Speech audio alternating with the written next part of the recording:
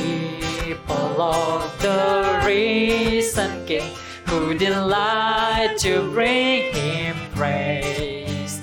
Come all and join your hearts to sing to the morning star of grace. From the shifting shadow of the earth, we will lift our eyes to Him.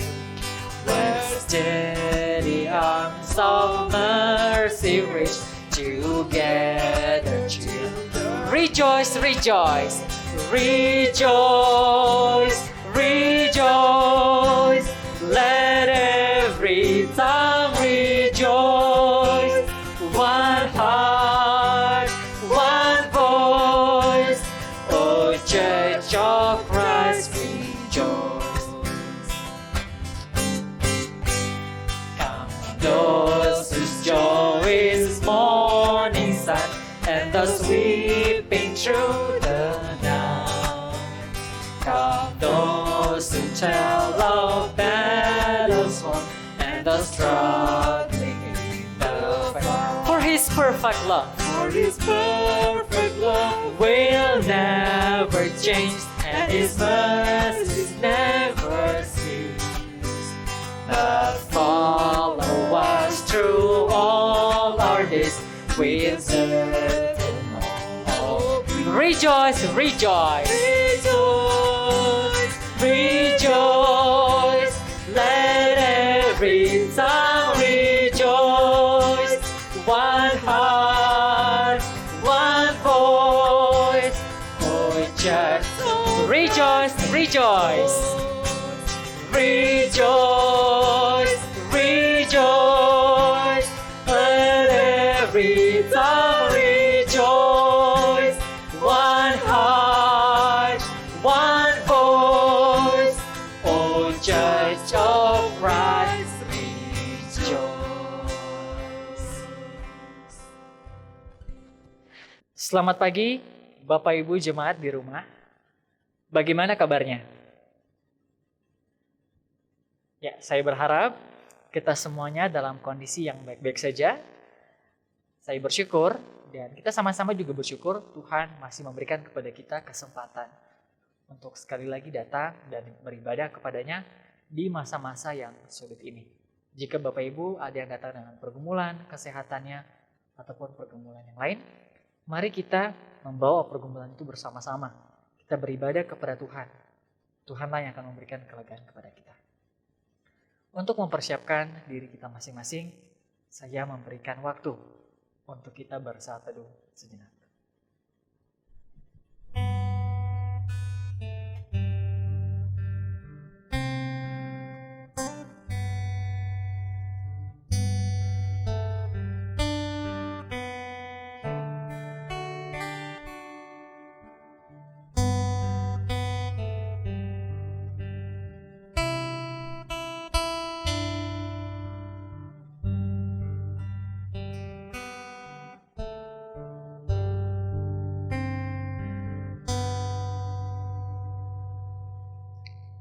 Saya mengundang Bapak Ibu Jemaat untuk berdiri.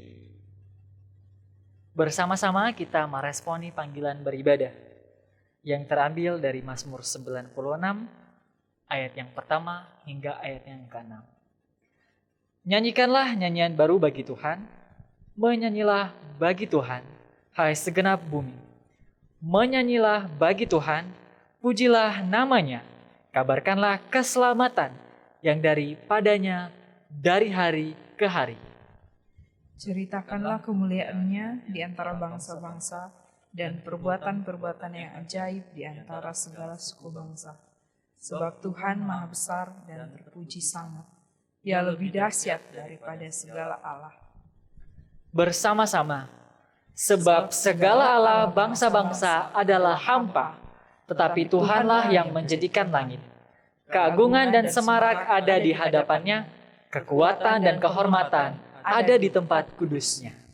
Bersama-sama kita mengucap syukur kepada Tuhan, Tuhan yang besar, Tuhan yang berdaulat, dan biarlah kita bermazmur bagi namanya. Kita mengangkat pujian ini, ku bersyukur padamu.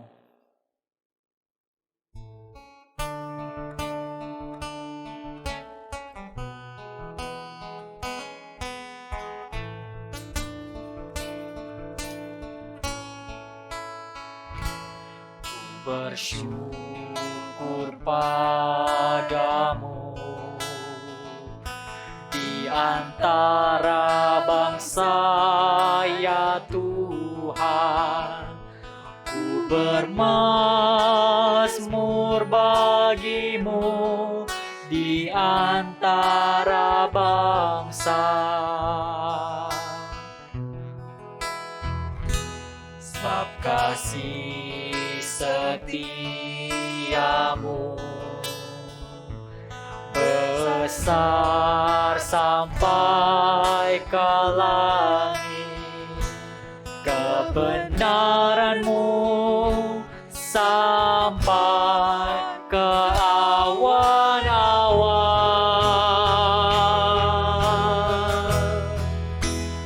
Tinggikan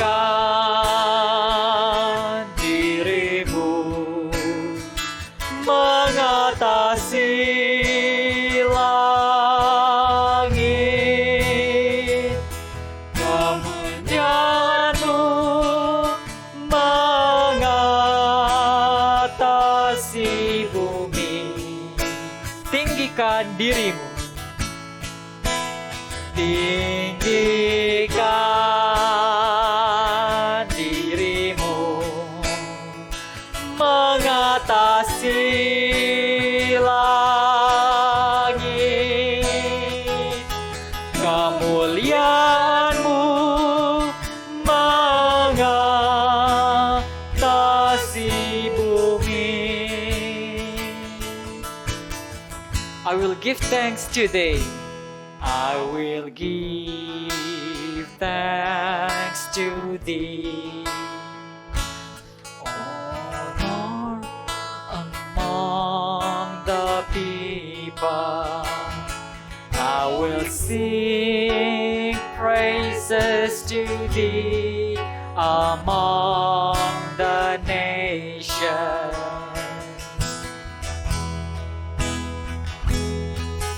Thy steadfast love is great to the heavens, and thy faithfulness to the cloud. Be exalted, O Lord. Be exalted, O God, above the heavens.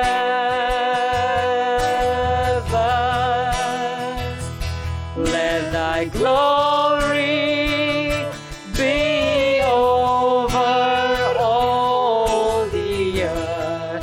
Be exalted, O God. Be exalted, O God, above the heavens.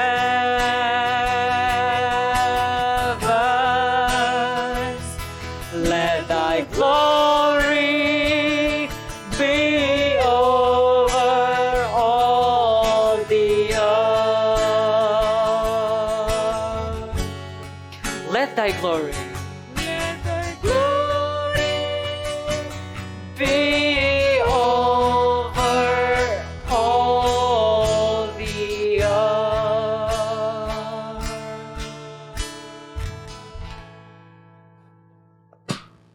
Mari kita berdoa. Tuhan Bapa kami yang dalam kerajaan sorga, kami bersyukur punya Allah yang besar. Kami sangat bangga memiliki Allah yang tidak pernah meninggalkan kami, Allah yang berdaulat atas segala sesuatu. Benar ya Tuhan, kata pujian ini, tinggikanlah dirimu. Kami meninggikan Engkau ya Tuhan, karena Engkaulah yang layak untuk ditinggikan, Engkaulah yang layak untuk dimuliakan. Biarlah Tuhan saja yang berkenan dalam ibadah kami di pagi hari ini. Dari awal, pertengahan hingga berakhirnya, Tuhan saja yang dimuliakan. Roh Kudus yang beracara, yang memberkati kami semuanya dengan setiap perangkat yang kami gunakan dalam mengikuti ibadah ini. Terima kasih ya Tuhan, kami serahkan ibadah kami ini ke dalam tangan-Mu. Dalam nama Tuhan kami, Yesus Kristus, yang kepadanya lah kami berdoa. Amin. Bapak Ibu dipersilakan untuk duduk kembali. Kita akan membaca satu bagian firman Tuhan secara bertanggapan, terambil dari Roma pasal 3, ayat yang ke-20 hingga ayat yang ke-24. Sebab tidak seorang pun yang dapat dibenarkan di hadapan Allah oleh karena melakukan hukum Taurat, karena justru oleh hukum Taurat orang mengenal dosa. Tetapi sekarang, tanpa hukum Taurat, kebenaran Allah telah dinyatakan, seperti yang disaksikan dalam kitab Taurat dan kitab-kitab para nabi. Yaitu kebenaran Allah karena iman dalam Yesus Kristus bagi semua orang yang percaya. Sebab tidak ada perbedaan, karena semua orang telah berbuat dosa dan telah kehilangan kemuliaan Allah bersama-sama, dan oleh kasih karunia telah dibenarkan dengan cuma-cuma karena penebusan dalam Kristus Yesus. Bapak Ibu, sebagai respon atas anugerah Tuhan yang sangat besar, yang bisa kita lakukan adalah melakukan penyembahan. Biarlah melalui setiap penyembahan yang kita naikkan kepada Tuhan, kepadanya Tuhan yang berkenan, dan kepadanya Ia dimuliakan. Mari saya mengajak kita mengangkat pujian penyembahan ini dengan sungguh-sungguh. Kita katakan, when the music fades.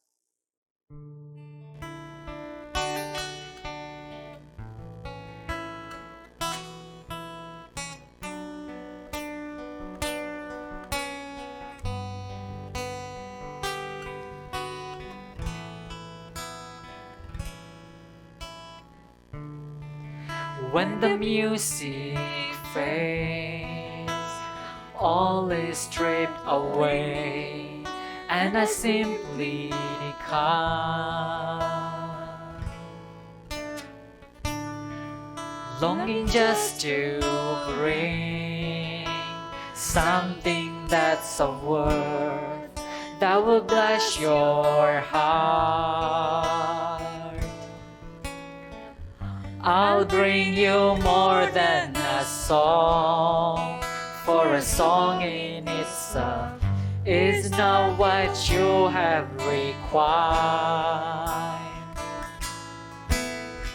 You search much deeper within, through the way things appear.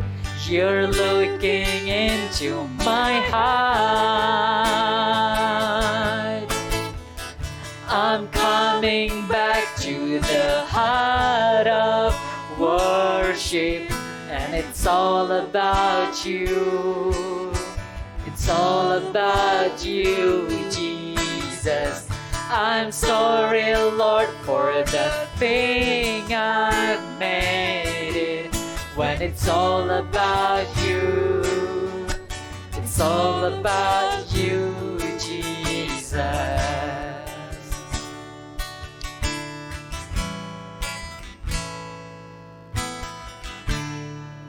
King of endless worth, no one could express, no one could deserve.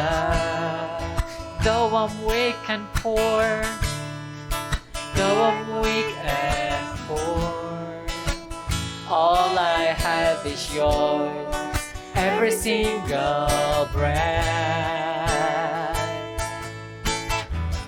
I'll bring you more than a song, for a song in itself is not what you have required. You search me, Lord. You search my people within, through the way things appear. You're looking into my heart. Say it out loud. Oh, I'm coming back. I'm coming back to the heart of worship, and it's all about you. It's all about you, Jesus. I'm sorry, Lord, for the thing I've made it. When it's all about you, all about you. I'm coming back. Heart of worship, and it's all about you. It's all about you, Jesus. I'm sorry, Lord, for the thing I've made it. When it's all about you, it's all about you, Jesus.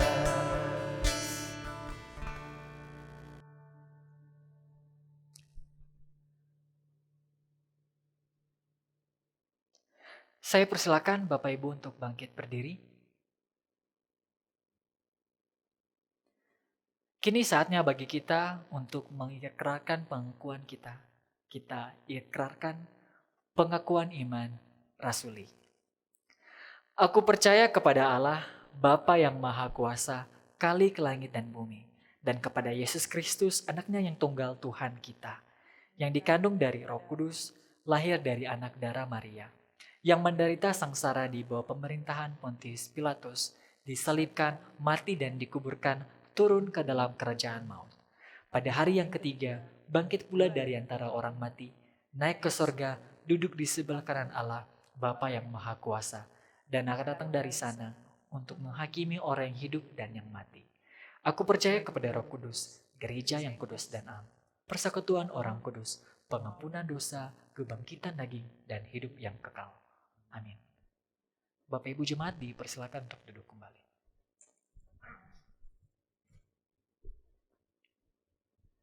Kini kita akan berdoa, dan di akhir doa ini kita akan menutupnya dengan doa Bapa kami secara bersama-sama.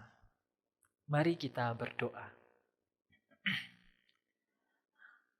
Allah Bapa yang kekal, Tuhan kami Yesus Kristus,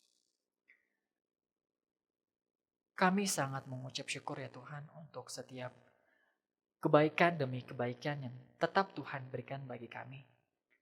Setiap rahmat, anugerah, kesempatan. Terima kasih ya Tuhan untuk setiap hal-hal yang luar biasa yang tetap dengan setia Tuhan kerjakan bagi kami. Teristimewa di masa-masa yang sulit seperti ini. Kami menyadari sungguh ya Tuhan, bahkan ketika kami kesulitan pun, masih saja banyak pikiran-pikiran yang tidak sesuai yang kami lakukan. Masih saja banyak tindakan-tindakan yang kami lakukan yang tidak sesuai. Bahkan ketika kami dalam saat-saat yang tersulit, kami masih memikirkan alternatif-alternatif yang lain. Dan kami tidak datang kepada Tuhan. Kami juga sering melakukan hal-hal yang baik secara terang-terangan maupun secara tidak terlihat. Hal-hal yang mengecewakan Tuhan. Kami mohon ampun ya Tuhan untuk setiap kesalahan, pelanggaran yang telah kami lakukan itu. Kami terbatas ya Tuhan. Dan kami mengucap syukur untuk rahmat-Mu yang tetap Tuhan berikan bagi kami. Biarlah rahmat-Mu tetap ada bagi kami hari lepas hari.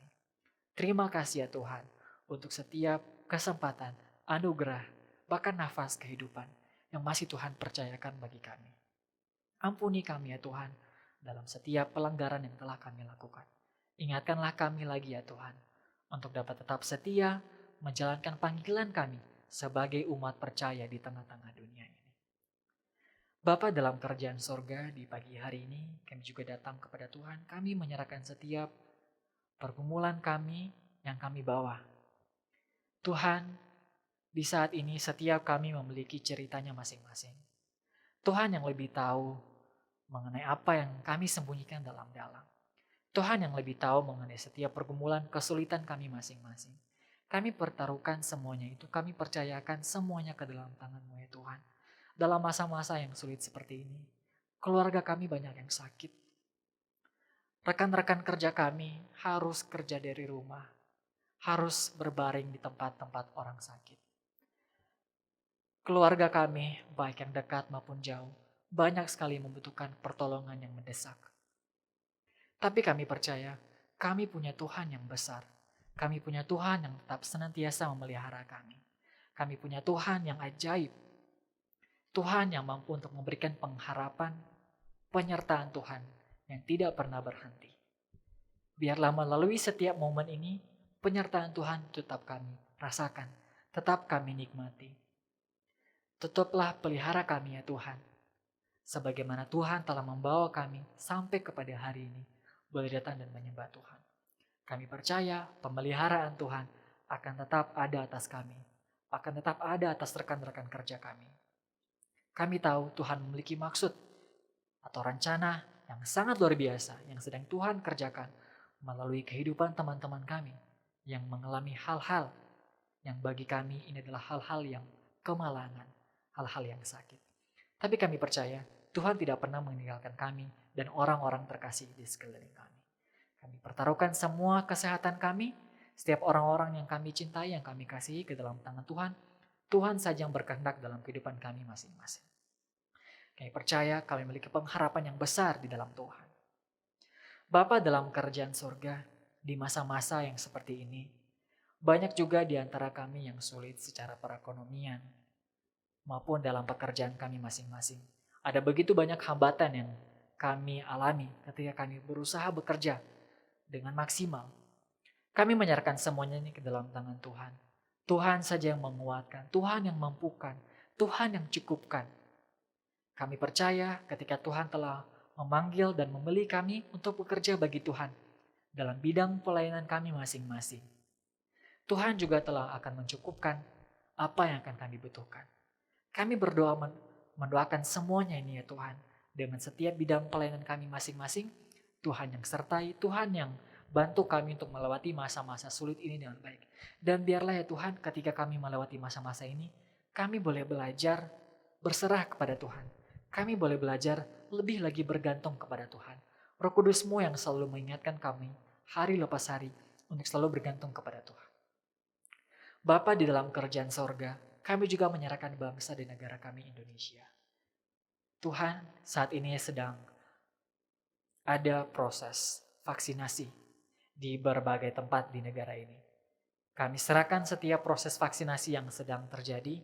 Tuhan saja yang bekerja melalui setiap frontliners. Bahkan para pemimpin kami dan setiap pemangku kebijakan dari tingkat yang paling atas hingga ke daerah masing-masing. Tuhan saja yang bekerja melalui mereka. Tuhan tambahkan kepada mereka hikmat. Biarlah setiap program vaksinasi yang sedang berjalan dapat berjalan dengan efektif. Tuhan juga yang memberkati masyarakat. Biarlah kami sebagai masyarakat, kami juga dapat mendukung setiap hal-hal yang baik yang sedang Tuhan kerjakan. Kalaupun di saat ini Tuhan sedang terjadi banyak sekali gejolak di masyarakat, animo masyarakat yang beragam, kami percayakan semuanya ke dalam tangan Tuhan. Tuhan saja yang menyertai, Tuhan yang tutup bungkus masyarakat Indonesia dengan darah-Mu. Biarlah kami selalu aman dalam lindungan Tuhan. Tuhan yang memberkati cara kami berpikir, Tuhan yang memberkati cara kami berespons, Tuhan yang memberkati cara kami melihat segala sesuatu di sekeliling kami. Biar kami dapat menjadi warga negara yang baik. Biarlah kami juga dapat menjadi berkat bagi sesama kami. Terutama bagi setiap orang percaya di berbagai tempat di negara ini. Biarlah melalui masa-masa yang sulit ini, Tuhan yang bekerja dalam kehidupan kami masing-masing, pribadi lepas pribadi. Biarlah kami semuanya dapat semakin memancarkan Kristus dalam setiap tingkah laku kami. Terima kasih ya Tuhan untuk setiap hal-hal yang boleh kami bawakan. Kami pertaruhkan itu semuanya ke dalam tangan Tuhan. Dan ajarilah kami ya Tuhan untuk dapat berespons yang sesuai dengan jawaban dan waktu Tuhan sendiri. Terima kasih ya Tuhan, kami telah selesai berdoa dan di saat ini ya Tuhan, kami ingin mengakhiri doa kami sesuai dengan doa yang telah Tuhan ajarkan kepada para murid di 2000 tahun yang lalu maupun bagi kami di saat ini bersama-sama. Bapa kami yang di sorga, dikuduskanlah nama-Mu, datanglah kerajaan-Mu, jadilah kehendak-Mu di bumi seperti di sorga. Berikanlah kami pada hari ini makanan kami yang secukupnya, dan ampunilah kami akan kesalahan kami, seperti kami juga mengampuni orang yang bersalah kepada kami. Dan janganlah membawa kami ke dalam pencobaan, tetapi lepaskanlah kami dari pedang jahat, karena Engkaulah yang punya kerajaan dan kuasa dan kemuliaan sampai selama-lamanya. Amin.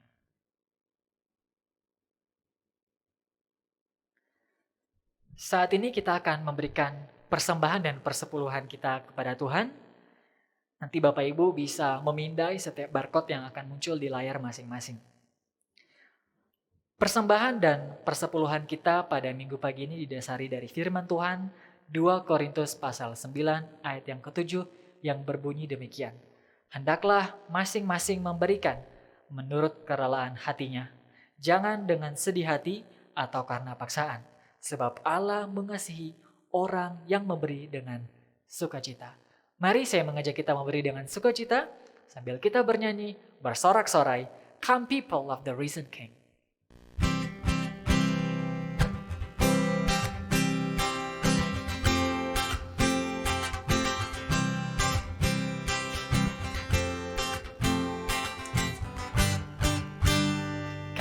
People of the risen King, who delight to bring Him praise. Come all and join your hearts to sing to the morning star of grace. From the shifting shadow of the earth, we will lift our eyes to Him. Steady arms of mercy reach together, children. Rejoice, rejoice, rejoice, rejoice. Let every tongue rejoice. One heart, one voice. Oh, Church of Christ, rejoice. Those whose joy is morning sun, and thus weeping through the night. Come those who tell of battles won, and the struggling in the fight. For His perfect love, will never change, and His mercies never cease. That follow us through all our days with certain hope. Rejoice, rejoice, rejoice, rejoice. Let every tongue rejoice. One heart, one voice. Oh, church, rejoice, rejoice. Rejoice, rejoice, let every tongue rejoice. One heart, one voice, oh Church of Christ, rejoice.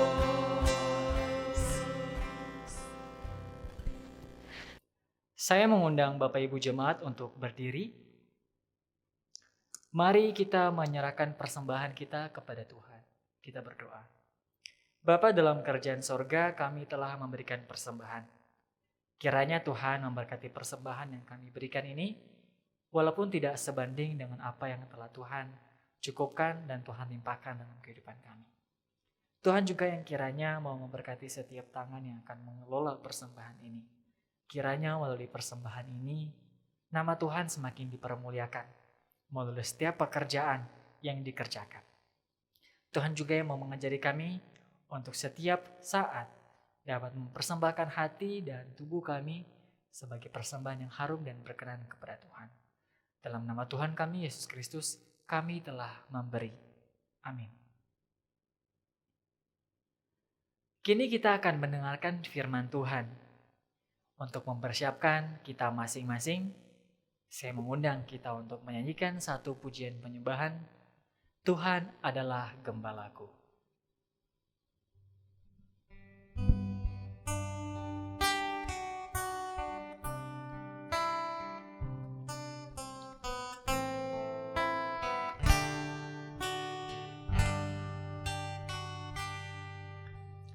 Tuhan adalah Gembalaku, takkan kekurangan aku. Ia membaringkan aku di padang yang berumpu hijau. Ia membimbingku ke air yang tenang. Ia menyegarkan jiwaku. Ia menuntunku di jalan yang benar, oleh karena namanya. Sekalipun aku berjalan dalam lembah kegelapan, aku tidak takut bahaya. Aku tidak takut bahaya, sebab Engkau besertaku. Gadamu dan tongkatmu, itulah yang menghibur aku. Ia membimbingku, ia membimbingku ke air yang tenang. Ia menyegarkan jiwaku. Ia menuntunku, ia menuntunku di jalan yang benar, oleh karena namanya. Sekalipun aku berjalan dalam lembah kegelapan, sebab aku akan diam dalam rumah Tuhan sepanjang masa.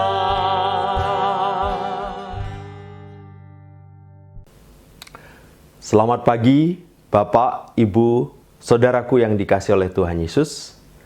Kita bersyukur kepada Tuhan untuk kesempatan beribadah sekali lagi di hari ini. Mari kita masuk di dalam doa, menyatakan syukur dan pujian kita.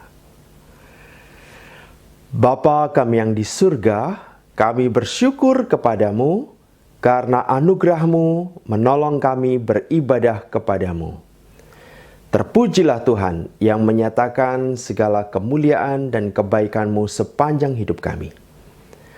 Tolonglah kami belajar firman-Mu, kiranya belas kasihan Tuhan menolong kami, memandu kami. Di dalam nama Tuhan Yesus, Juru Selamat kami yang hidup satu-satunya, kami berdoa. Amin. Saat saya membaca berita tentang Istana Buckingham, saya sedih. Di sana dikatakan istana terus mempertontonkan kebohongan. Waktu membaca itu saya berpikir, apa yang terjadi di Istana Buckingham? Dan di dalam berita lain dikatakan Pangeran Harry dan Meghan tidak akan kembali menjadi anggota kerajaan. Di antara kita mungkin ada yang pernah berpikir, menjadi anggota istana tentunya menyenangkan. Apalagi istana Inggris yang sudah terkenal selama beratus-ratus tahun. Ternyata di dalam istana terjadi gejolak, peristiwa yang membingungkan dan dilematis semacam ini. Nah Bapak Ibu, ini mengingatkan saya peristiwa di Istana Raja Daud. Di Istana Raja Daud juga terjadi berbagai hal. Di dalam minggu-minggu sebelumnya kita sudah mendengar peristiwa yang begitu mengagetkan tentang Amnon dan Tamar, tentang Absalom, dan sebagainya. Dan ketika hal ini terjadi, tentunya Daud sebagai seorang raja dan sebagai seorang ayah harus menyatakan sikap bagaimana seharusnya terhadap Absalom. Dia harus menyatakan ketegasannya terhadap Absalom yang jelas-jelas melakukan pelanggaran hukum. Kita telah mengetahui kisahnya saat mendengar tentang Amnon Tamar, Absalom, dan sebagainya. Bagaimana selanjutnya peristiwa di istana? Inilah yang akan kita pikirkan, dan itulah sebabnya saya mengambil tema dilema, adil, dan kasih. Inilah yang dialami oleh Raja Daud di dalam menyikapi Absalom, anaknya. Bapak, Ibu, dan saudara sekalian, hari ini saya membawakan khotbah dengan cara sedikit berbeda. Biasanya saya membacakan ayat firman Tuhan terlebih dahulu. Hari ini, setelah saya membacakan ayat firman Tuhan, baru saya mengulas dan kemudian membacakan firman Tuhan dan mengulas. Demikian. Bapak, Ibu, saudara sekalian, jikalau kita perhatikan, 2 Samuel 14 ini mengungkapkan 2 rencana dari 2 orang yang akan kita bahas pagi hari ini. Dan 2 rencana ini perlu kita cermati, karena ini akan menghantar kita memahami bagaimana Daud menghadapi dilema adil dan kasih di dalam kasus Absalom yang ada di hadapannya. Mari kita pelajari satu persatu rencana ini. Yang pertama, terdapat di dalam 2 Samuel pasal 14 ayat 1 dan 2. Demikian. Ketika Yoab, anak Zeruya, mengetahui bahwa hati raja merindukan Absalom, maka ia menyuruh orang ke Tekoa menjemput dari sana seorang perempuan yang bijaksana. Inilah rencana yang pertama, rencana Yoab terhadap Raja Daud. Saudara-saudara, tentunya kita mengetahui bahwa Daud dan Yoab masih ada ikatan keluarga. Daud memiliki beberapa saudara laki dan juga beberapa saudari perempuan. Di antara saudari perempuannya ada yang bernama Seruya, dan Seruya ini memiliki anak Yoab. Jadi Yoab terhitung keponakan dari Daud. Nah, Yoab mengetahui apa yang terjadi pada Daud. Di dalam minggu-minggu sebelumnya kita sudah mendengar bagaimana Absalom membunuh Amnon. Dan ini menjadikan Daud sedih sekaligus geram terhadap Absalom. Dan di dalam kisah yang kita perhatikan pagi ini, Absalom telah pergi melarikan diri ke Gesur, dan Daud merasakan kesedihan selama berhari-hari. Sampai ada masa tertentu, kesedihannya ini mulai pudar, mulai lenyap, dan kemudian mulai sirna. Dan yang muncul kemudian adalah perasaan rindunya, kangennya kepada Absalom. Dan Yoab mengetahui hal ini. Ketika Yoab mengetahui hal ini, dia memiliki suatu rencana tertentu terhadap Raja Daud. Itulah sebabnya dia menemui wanita di Tekoa ini. Lalu ia berkata kepada perempuan itu, "Berlakulah pura-pura berkabung, dan pakailah pakaian berkabung. Janganlah berurap dengan minyak, dan berlakulah seperti seorang perempuan yang telah lama berkabung karena seorang mati. Kemudian masuklah menghadap raja dan berbicaralah kepadanya seperti ini." Lalu Yoab menaruh perkataannya ke dalam mulut perempuan itu. Saudara-saudara, Yoab mengatur penampilan wanita itu dan mengatur bagaimana dia akan masuk ke dalam istana. Sedemikian rupa sehingga wanita itu akan menyentuh hati Raja Daud. Ketika perempuan Tekoa itu masuk menghadap raja, sujudlah ia dengan mukanya ke tanah dan menyembah, sambil berkata, "Tolonglah ya tuanku raja." Raja bertanya kepadanya, "Ada apa?" Jawabnya, "Aku ini seorang janda, sebab suamiku sudah mati." Saudara-saudara, Yoab mengetahui bahwa Daud adalah seorang pria sekalipun gagah perkasa dan seorang raja. Dia adalah seorang laki-laki yang tersentuh ketika melihat wanita yang di dalam keadaan menderita. Di dalam salah satu mazmurnya, Daud pernah menuliskan, Tuhan adalah Bapa bagi anak yatim dan pelindung bagi para janda. Sehingga pada waktu janda ini datang menghadap Daud, Daud sendiri memiliki hati yang ingin melindungi dan menjaga dan memperhatikan janda semacam ini. Dengan penuh rasa ingin tahu, Daud ingin mendengar apa yang akan disampaikan wanita janda ini. Siapa tahu Daud bisa menolong. Dan tentu saja ini semua sudah direkayasa oleh Yoab supaya penampilan perempuan ini dan apa yang dikatakannya akan menjadi perhatian bagi Daud. Hambamu ini mempunyai 2 orang anak laki-laki. Mereka berkelahi di padang, dan karena tidak ada yang memisahkan, maka yang satu memukul yang lain dan membunuh dia. Dan sekarang seluruh kaum keluarga bangkit melawan hambamu ini, dan mereka berkata, serahkanlah orang yang membunuh saudaranya itu, supaya kami menghukum dia mati ganti nyawa saudaranya yang telah dibunuhnya itu, dan supaya kami memunahkan juga ahli waris itu. Saudara-saudara, memang menurut hukum Musa, yaitu dalam kitab Bilangan, tercantum bahwa siapa yang membunuh orang lain harus dibunuh juga. Dan di dalam kitab Bilangan juga tercantum, jikalau keluarga tersebut tidak memiliki ahli waris, maka seluruh hartanya diberikan kepada sanak familinya. Sepertinya keluarga dari si wanita janda ini menuntut terlaksananya hukum Musa. Tapi di balik itu sebenarnya ada motif selfish, yaitu jikalau anak si janda ini mati, maka seluruh harta itu akan diwariskan kepada keluarganya yang lain. Jadi waktu saya membaca kisah ini, saya juga sedikit kaget. Karena ternyata ada orang menegakkan hukum demi kepentingan dirinya sendiri. Padahal ada hukum Musa lainnya juga yang menyatakan, jangan sampai ada nama yang terhapus karena semuanya terbunuh. Mereka hendak memunahkan keturunanku yang masih tersisa itu dengan tidak meninggalkan nama atau keturunan bagi suamiku di muka bumi. Lalu berbicaralah raja kepada perempuan itu, pulanglah ke rumahmu, mengenai engkau akan kuberi perintah.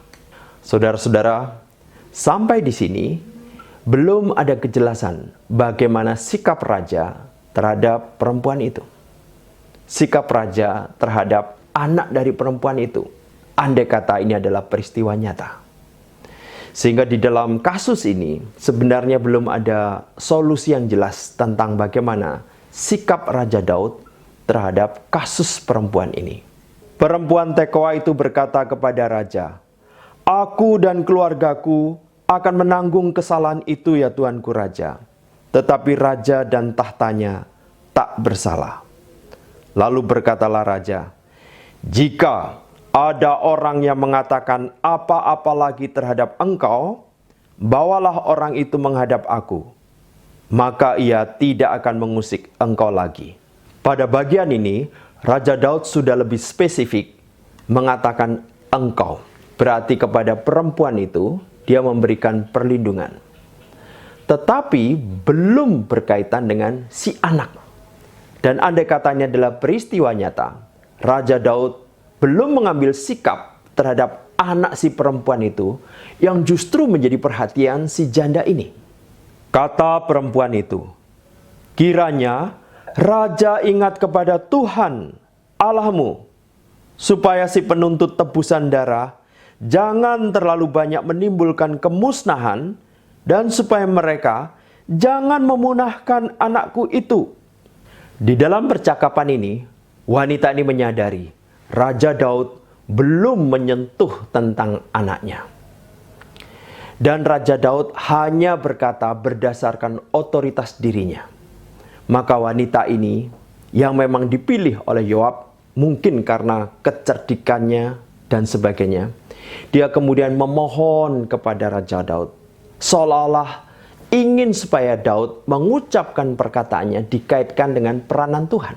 Atau seolah-olah wanita ini sedang menggiring Daud, bersumpahlah. Dan wanita ini mengucapkan ini dengan nada yang memohon belas kasihan. Dan Yoab tahu bahwa Daud pernah memohon belas kasihan Tuhan supaya mendapat pengampunan ketika dia mengalami kasus berkaitan perzinanya dengan Batsheba dan pembunuhannya dengan Uria. Dan di dalam kasus Raja Daud, Daud mendapatkan belas kasihan dari Tuhan.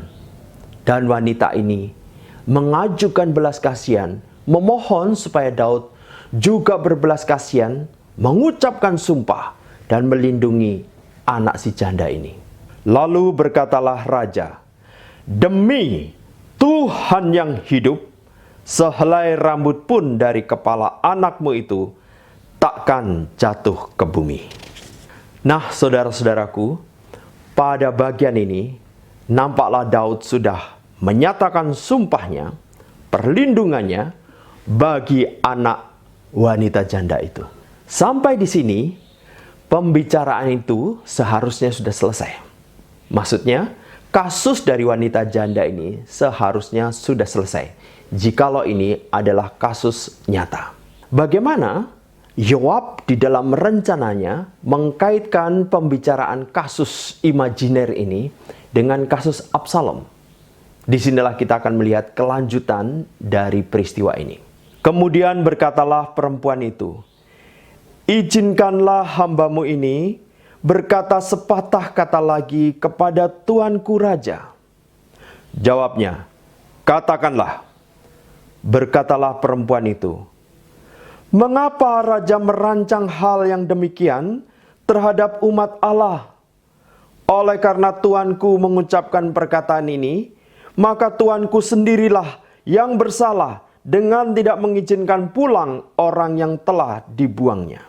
Saudaraku yang dikasihi oleh Tuhan, wanita ini dengan pengaruh dari Yoab rupanya berasumsi bahwa Absalom adalah calon pewaris tahta dari Raja Daud. Jadi, memusuhi calon pewaris tahta, di mana pewaris tahta ini nanti akan memimpin bangsa Israel. Wanita ini mengatakan, memusuhi Absalom, memusuhi pewaris tahta, sama dengan memusuhi umat Allah. Nah, sebenarnya Absalom bukanlah anak satu-satunya Raja Daud. Absalom hanyalah salah satu di antara beberapa anaknya. Nah, tetapi Raja Daud sedang ada di dalam situasi dilematis. Di satu sisi, mungkin Raja Daud pernah berharap Absalom menjadi calon pewaris tahta. Tapi di satu sisi, Raja Daud menyadari Absalom telah membunuh Amnon. Dan karena membunuh, harusnya Absalom mendapat sanksi yang berat, yaitu dia harus dibunuh juga. Ini menjadi suatu dilema antara harus memberi keadilan, yaitu memberikan sanksi hukuman mati terhadap Absalom. Satu sisi dia adalah seorang ayah dari Absalom. Tegakah dia melakukannya? Nah, di antara situasi dilematis ini, dia tahu rakyat Israel sedang melihat apakah keputusannya. Dan sekarang muncul ungkapan dari seorang wanita janda yang menyatakan kepeduliannya terhadap Absalom. Sebab kita pasti mati. Kita seperti air yang tercurah ke bumi, yang tidak terkumpulkan. Tetapi Allah tidak mengambil nyawa orang, melainkan Ia merancang supaya seorang yang terbuang jangan tinggal terbuang daripadanya. Di sini wanita ini mengungkapkan, seperti air yang tercurah cepat atau lambat ke bumi, lalu terserap di tanah. Demikian juga manusia cepat atau lambat akan mati. Nah, wanita ini sudah mengungkapkan apa di sini? Wanita ini seolah-olah mengungkapkan, Amnon, kalaupun tidak dibunuh, dia juga akan mati. Siapapun akan mati. Nah, sayang sekali kalau demi kematian yang cepat atau lambat akan mati, kemudian menyusul akan dibunuh juga seorang seperti Absalom. Nah, di sini wanita ini sedang menyentuh rasa bersalah di dalam diri Raja Daud. Seolah-olah seperti halnya Raja Daud tidak tega membunuh Absalom. Wanita ini seolah-olah sedang memberikan konfirmasi. Jangan dibunuhlah Absalom. Tuhan tidak menghendaki orang terbunuh. Toh membunuh Absalom tidak kemudian menjadikan Amnon hidup. Apalagi membunuh Absalom yang akan menjadi calon pewaris tahta. Bukankah menjadi kerugian yang kedua kalinya? Wanita ini sedang buat analogi dari kisah tentang anaknya. Yang sekalipun membunuh perlu dilindungi dan dijaga. Bahkan telah dijaga dengan sumpah Raja Daud. Demikian juga wanita ini mau mengungkapkan bahwa seharusnya Absalom yang akan menjadi ahli waris atau pewaris tahta juga perlu dilindungi oleh Raja Daud yang memiliki otoritas untuk menyatakan perlindungannya bagi Absalom. Anda tentu bisa membayangkan bagaimana gejolak hati di dalam diri Raja Daud. Dia seharusnya dibunuh juga karena dia pernah merencanakan pembunuhan terhadap Uria. Dan karena dia bertobat, dia mendapat belas kasihan Tuhan. Sekarang di posisi yang sama, dia memiliki wewenang untuk menyatakan keadilan bagi Absalom atau menyatakan belas kasihan terhadap Absalom. Dan kita sudah mengingat bagaimana ketika Daud menyatakan aku berdosa kepada Tuhan, Nabi Nathan menyatakan Tuhan menjauhkan dosamu itu. Daud mendapatkan pengampunan, mendapatkan belas kasihan Tuhan.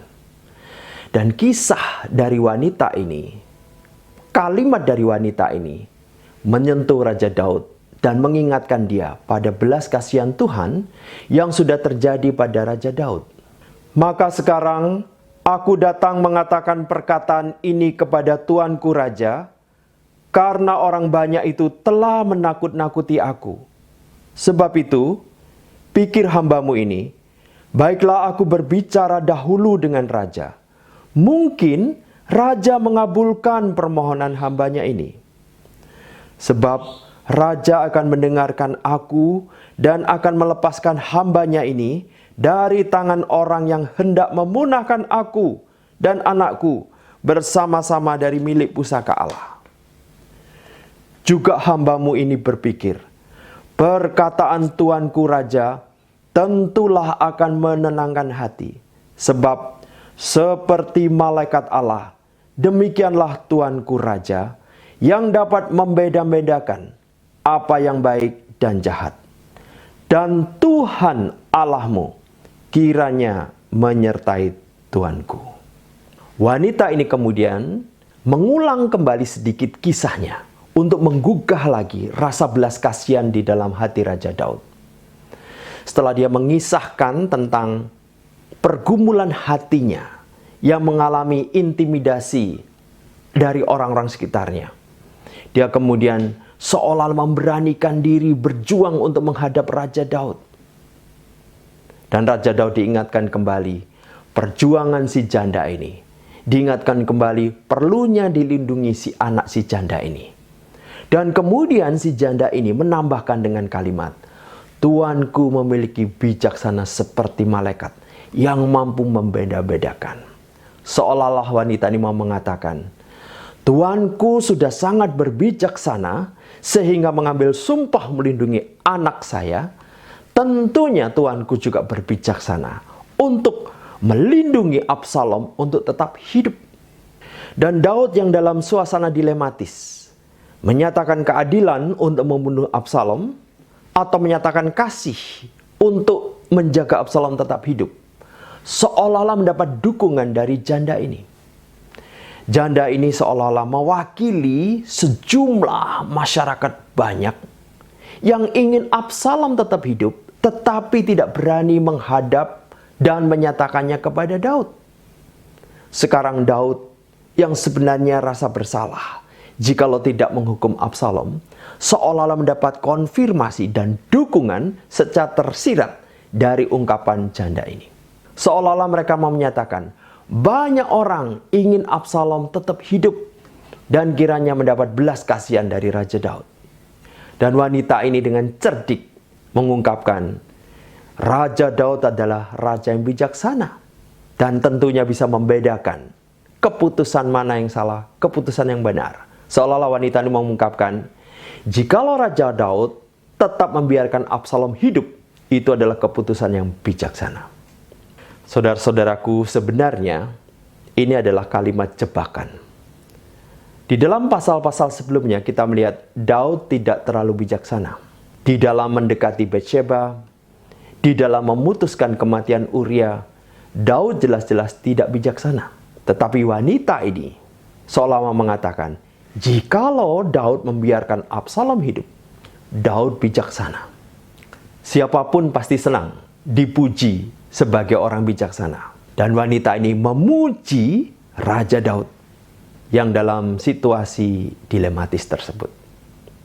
Lalu raja menjawab, katanya kepada perempuan itu, baiklah, jangan sembunyikan kepadaku apa yang hendak kutanyakan kepadamu. Kata perempuan itu, berkatalah kiranya tuanku raja. Kemudian bertanyalah raja, adakah Yoab campur tangan dengan engkau dalam semuanya ini? Perempuan itu menjawab, demi hidupmu tuanku raja, tidaklah mungkin untuk menyimpang ke kanan atau ke kiri dari segala yang tuanku raja katakan. Sesungguhnya hambamu Yoab yang memerintahkan daku, dialah yang menaruh ke dalam mulut hambamu segala perkataan ini. Dengan maksud untuk mengubah rupa perkara itu, maka hambamu Yoab melakukan perkara ini. Tetapi tuanku bijaksana sama seperti malaikat Allah, sehingga mengetahui semua yang terjadi di bumi. Wanita ini sekali lagi memuji Raja Daud. Saudara perhatikan, motif pujian ini untuk memperlunak Raja Daud. Bukan suatu kesungguhan, kekaguman kepada Raja Daud.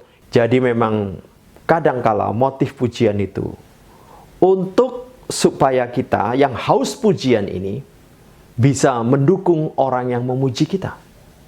Maka kita harus berhati-hati dan berwaspada.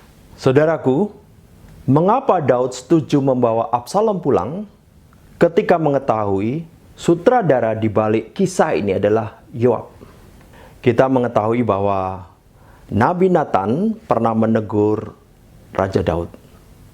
Dan teguran Nabi Nathan ini menggugah hati nuraninya, menembus rasa bersalahnya, sehingga Raja Daud kemudian bertobat dan kembali pada Tuhan. Sedangkan wanita ini, tanpa disadari oleh Raja Daud, menggugah rasa bersalahnya, mengalahkan hati nuraninya. Harusnya sesuai hati nurani, dia menyatakan keadilan, sanksi bagi Absalom. Tetapi kemudian rasa bersalahnya digugah oleh wanita ini, sehingga kemudian karena rasa bersalah, jikalau dia menghukum mati Absalom, dia kemudian menyetujui membawa Absalom pulang kembali ke Yerusalem. Sesudah itu berkatalah raja kepada Yoab, baik, kukabulkan permohonan ini. Pergilah, bawalah kembali orang muda Absalom itu. Daud sebenarnya hanya bereaksi, bukan mengambil keputusan atau memerintah. Mengapa? Karena Yoab mengetahui kartu Daud. Kita tahu bahwa Yoab mengetahui Daudlah yang memerintahkan secara sengaja dan merekayasa kematian Uria, di mana dia menyuruh Yoab supaya merancang Uria diterjunkan di medan peperangan paling ganas di garis depan supaya mati. Dan Yoab tahu hal ini. Sehingga ketika Yoab sebagai sutradara mengusulkan Absalom tidak dibunuh, Daud menyetujuinya. Lalu sujudlah Yoab dengan mukanya ke tanah dan menyembah sambil memohon berkat bagi raja. Dan Yoab berkata, "Pada hari ini hambamu mengetahui bahwa tuanku raja suka kepada hamba, karena tuanku telah mengabulkan permohonan hambamu ini." Lalu bangunlah Yoab ia pergi ke Gesur dan membawa Absalom ke Yerusalem. Tetapi berkatalah raja, ia harus pergi ke rumahnya sendiri. Jangan ia datang ke hadapanku. Jadi, pergilah Absalom ke rumahnya sendiri dan tidak datang ke hadapan raja.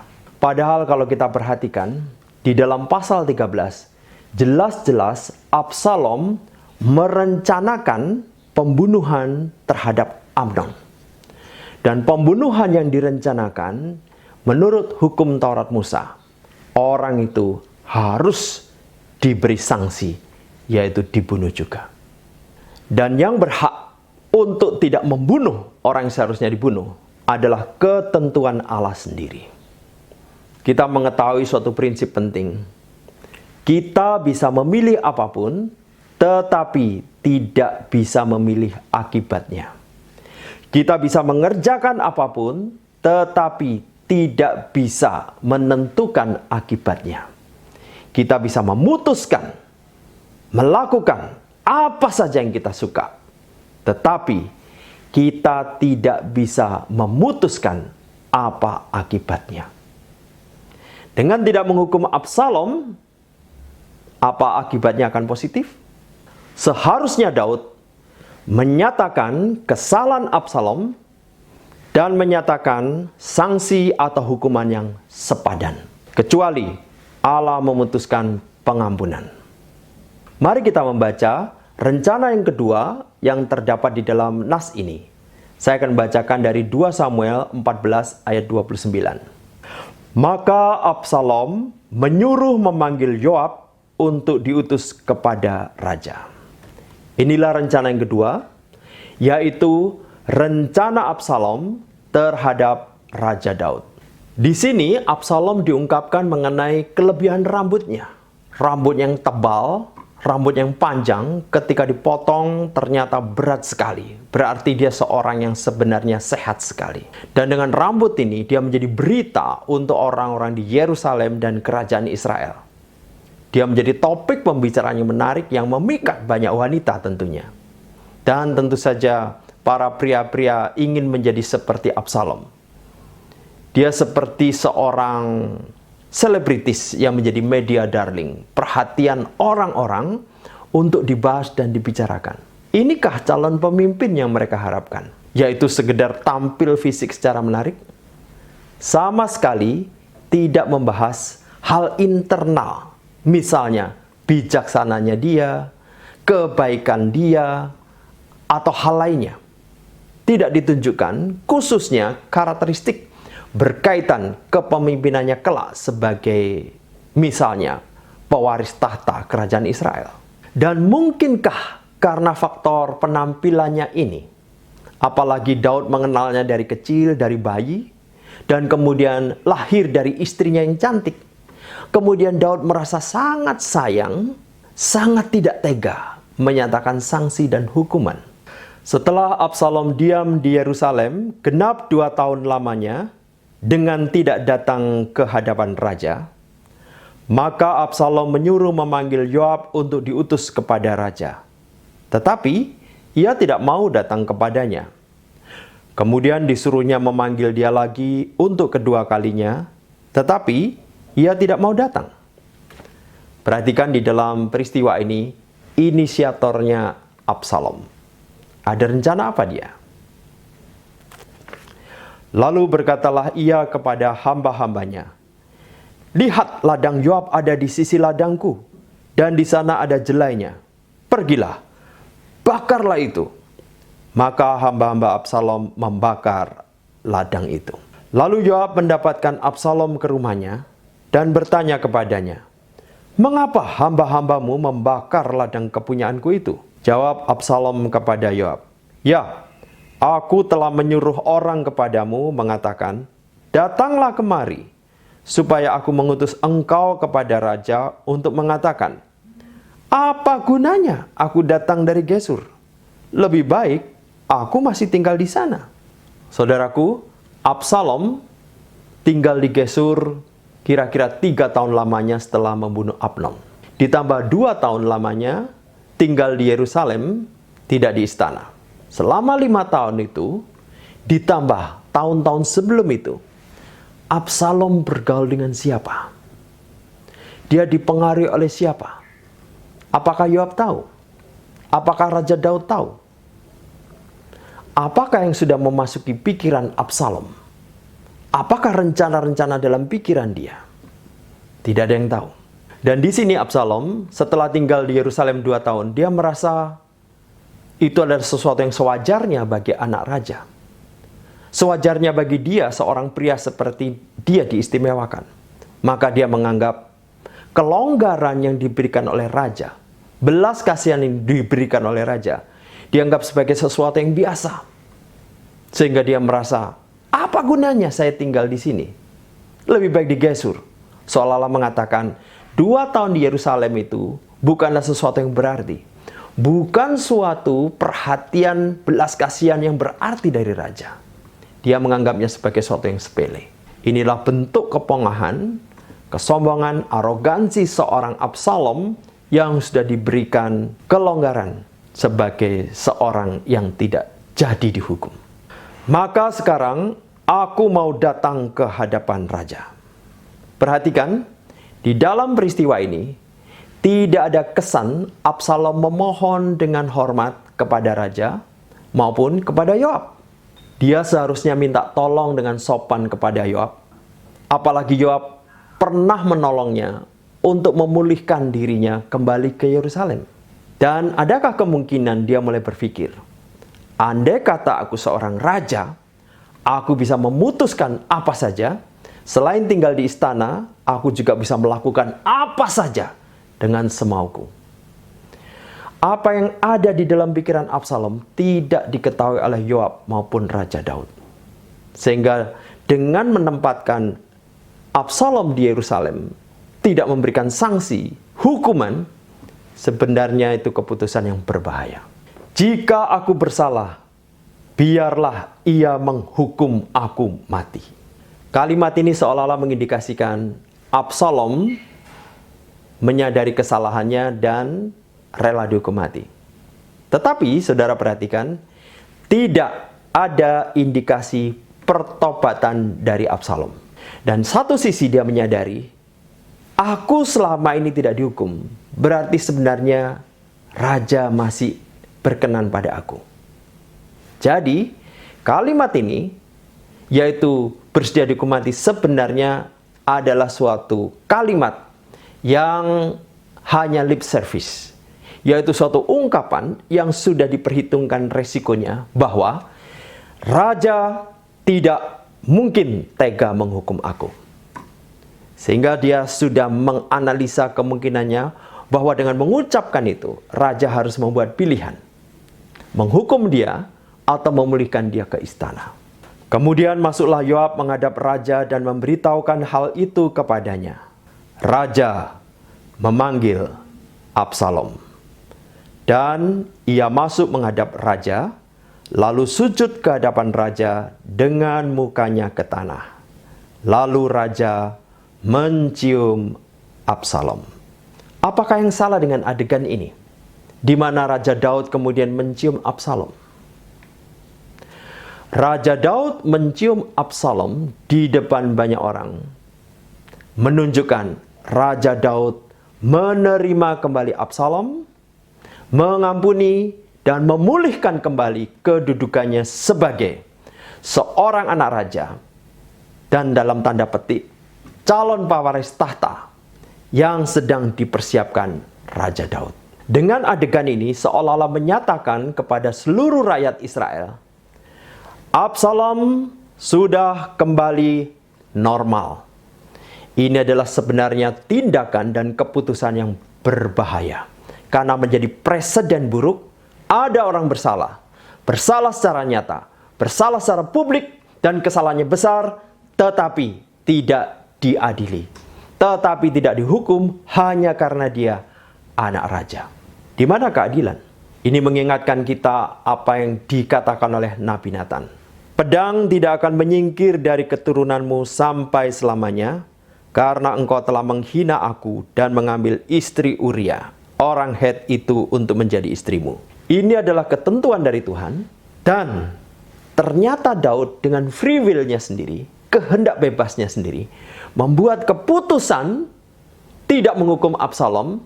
Ini adalah tindakan kehendak bebas dari Raja Daud yang kemudian justru menggenapi maksud Tuhan yang menyatakan penghukuman bagi Raja Daud.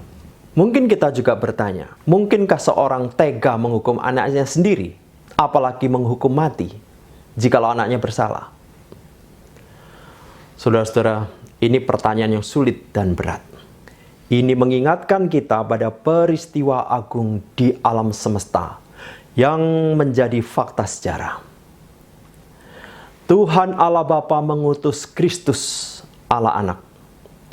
Dan Allah Anak ini, yaitu Kristus, sebenarnya tidak berdosa.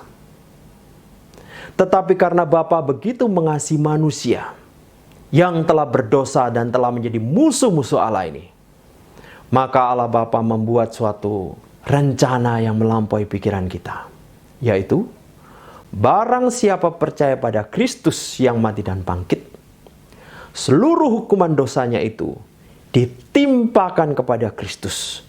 Dan di hadapan Allah Bapa, Kristus dianggap sebagai manusia berdosa. Dan dengan keberdosaan, yaitu menggantikan hukuman dosa manusia yang percaya pada Dia, maka Allah Bapa menyatakan hukuman yang begitu mengerikan kepada Kristus. Kematian di salib yang terkutuk dan mati hingga masuk dalam kerajaan maut. Ini adalah kematian yang mengerikan, hukuman yang mengerikan kepada Kristus. Sekaligus, selain Allah menyatakan keadilannya melalui Kristus, Allah juga menyatakan kasih-Nya kepada kita.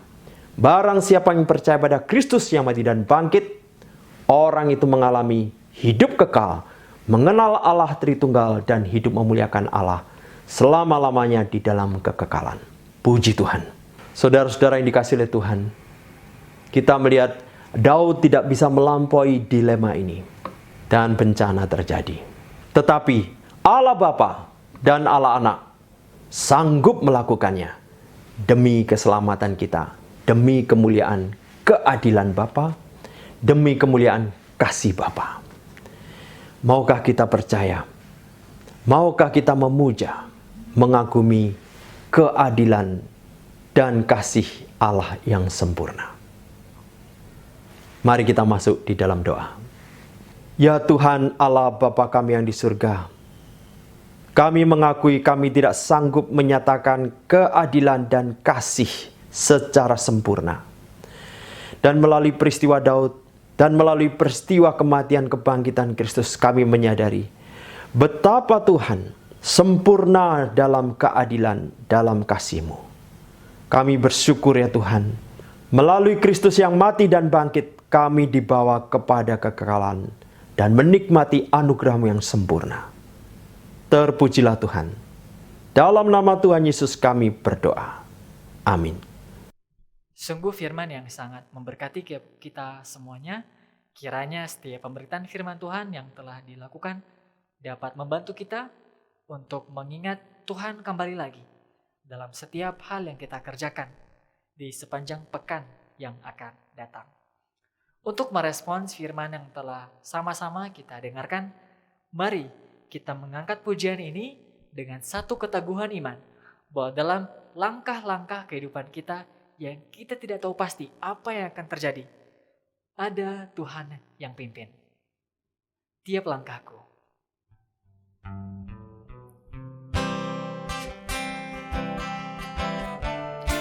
Kita nyanyikan dengan sukacita.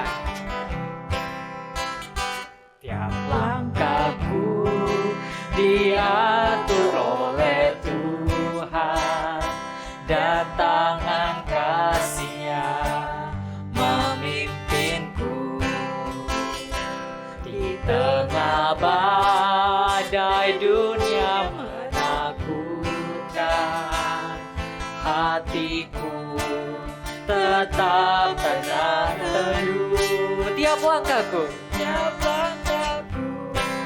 ku tahu yang Tuhan pimpin ke tempat aku dihantarnya, hingga sekali nanti aku tiba di rumah Bapa sorga yang megah. Di waktu imanku mulai goyah, imanku mulai goyah, dan bila jalanku hampir sesat,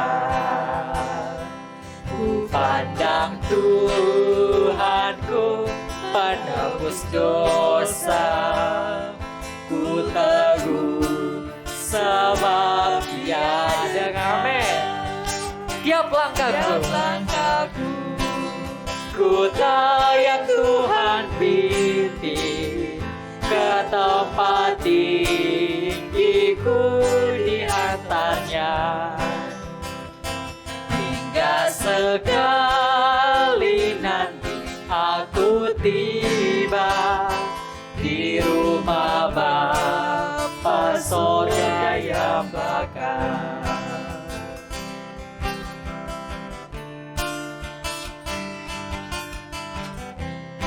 Di dalam Tuhan saja harapan, dalam Tuhan saja harapanku, sebab di tangannya sejahtera.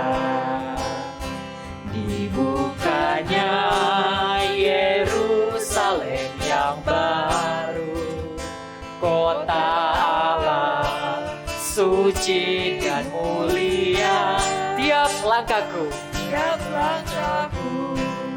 ku yang Tuhan pimpin ke tempat tinggiku dihantarnya, hingga sekali nanti aku tiba di rumah Bapa sorga yang bakar. Saya mengundang Bapak Ibu untuk bangkit berdiri. Kini tiba saatnya kita untuk mengembalikan segala kemuliaan kepada Allah Tritunggal. Doksologi.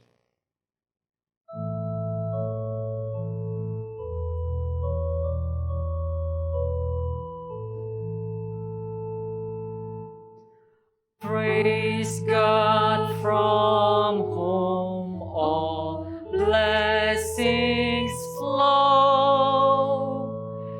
Praise Him, all creatures here below. Praise Him above, ye heavenly hosts. Praise Father, Son, and Holy Ghost. Amen.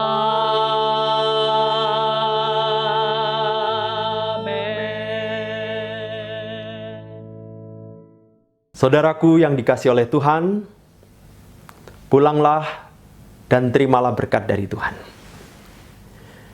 Kiranya Allah Bapa yang memiliki rencana yang sempurna dari kekal hingga kekal, dan kiranya Kristus yang telah mati dan bangkit menyatakan keadilan dan kasih Allah yang sempurna, dan kiranya Roh Kudus yang diutusnya menyertai kita dari sekarang sampai selama-lamanya.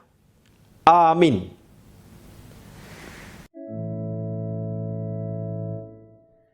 Amin.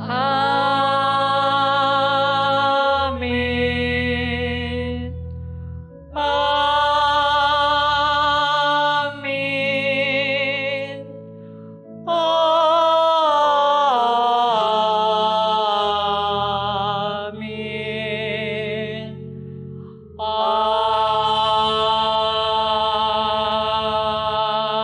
Amin.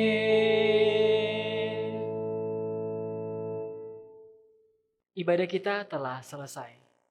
Saya memberikan waktu untuk kita masing-masing bersaat teduh.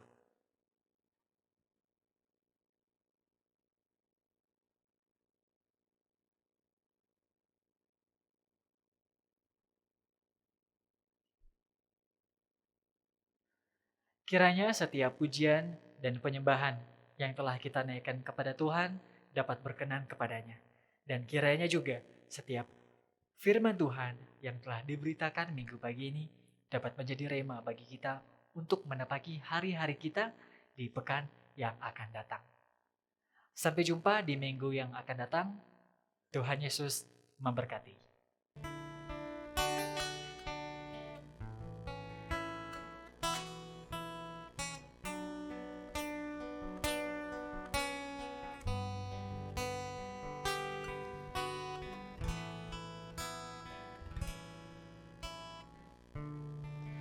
When the music fades, all is stripped away, and I simply come, longing just to bring something that's of worth that will bless your heart. I'll bring you more than a song, for a song in itself is not what you have required. You search much deeper within, through the way things appear. You're looking into my heart. I'm coming back to the heart of worship, and it's all about you. It's all about you, Jesus. I'm sorry, Lord, for the thing I've made it. When it's all about you, it's all about you, Jesus.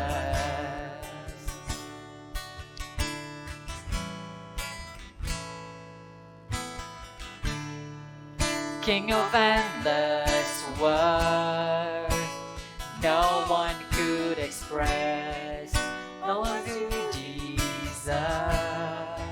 Though I'm weak and poor, though I'm weak and poor, all I have is yours, every single breath. I'll bring you more than a song, for a song in itself is not what you have required. You search me, Lord. You search much deeper within, through the way things appear. You're looking into my heart. Say it out loud. Oh, I'm coming back. The heart of worship, and it's all about you. It's all about you, Jesus. I'm sorry, Lord, for the thing I've made it. When it's all about you, it's all about you. I'm coming back. Heart of worship, and it's all about you. It's all about you, Jesus. I'm sorry, Lord, for the thing I've made it. When it's all about you, it's all about you, Jesus.